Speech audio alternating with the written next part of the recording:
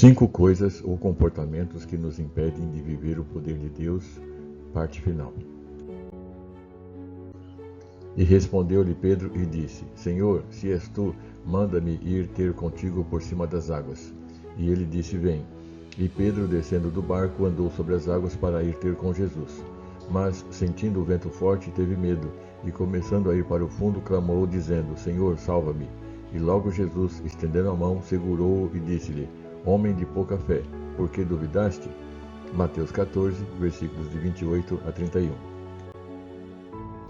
A quinta coisa ou comportamento que nos impede de viver o poder de Deus é a falta de fé. Se tem uma coisa que todos nós já passamos muitas e muitas vezes, é a falta de fé.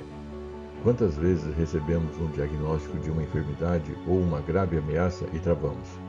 Quantas vezes alguém próximo de nós está vivendo uma situação extremada e travamos? Até para orar, parece que nos faltam as palavras certas, mas na verdade estamos desacreditando em alguma solução boa. Parece que nessas horas o mal fica gigante e nós encolhemos a ponto de não conseguir nem enxergar Deus que está logo ali na distância de uma oração. Você já passou por isso? Eu já. A falta de fé é a dúvida do agir de Deus a nosso favor. A falta de fé nos faz parar de conquistar aquilo que, com a ajuda de Deus, podíamos conquistar.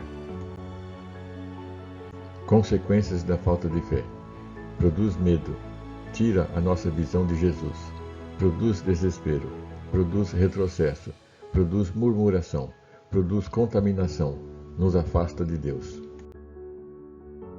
Enquanto se diz: hoje, se ouvirdes a sua voz, não endureçais os vossos corações como na provocação, porque, havendo-a alguns ouvido, o provocaram, mas não todos os que saíram do Egito por meio de Moisés. Mas com quem se indignou por 40 anos? Não foi porventura com os que pecaram, cujos corpos caíram no deserto? E a quem jurou que não entrariam no seu repouso, senão aos que foram desobedientes? E vemos que não puderam entrar por causa da sua incredulidade. Hebreus 3, versículos de 15 a 19. No caso daquele povo que estavam para possuir a terra prometida, eles perderam tudo, primeiro por causa da incredulidade, falta de fé, que os fizeram se tornar desobedientes e murmuradores. Em Salmos 42, versículo 7, diz que um abismo chama outro abismo. A falta de fé não é algo isolado, vem sempre junto com outros comportamentos e a soma de tudo só nos faz perder o melhor que Deus preparou para nós. Qual a solução? Primeiramente, confessar nossa fraqueza na fé e pedir ajuda de Deus. Lembra da história do pai do menino epilético? Esta história está narrada em Marcos 9, versículos de 17 a 27. Antes de Jesus responder ao apelo daquele pai ou de realizar o milagre de libertação na vida daquele menino, Jesus precisou fazer o pai refletir em sua vida e ver onde ele havia caído na fé. Quando, por fim, ele reconheceu e pediu ajuda, Jesus fez o milagre. Muitas vezes nos acostumamos em levar a vida do nosso jeito ou como aprendemos há tempos e perdemos a oportunidade de crescer espiritualmente. Deus quer nos levar a outro nível e nós não percebemos este agir de Deus. Surgem os problemas e não vencemos. Fazemos uma oração simplória e ficamos tristes quando Deus não age.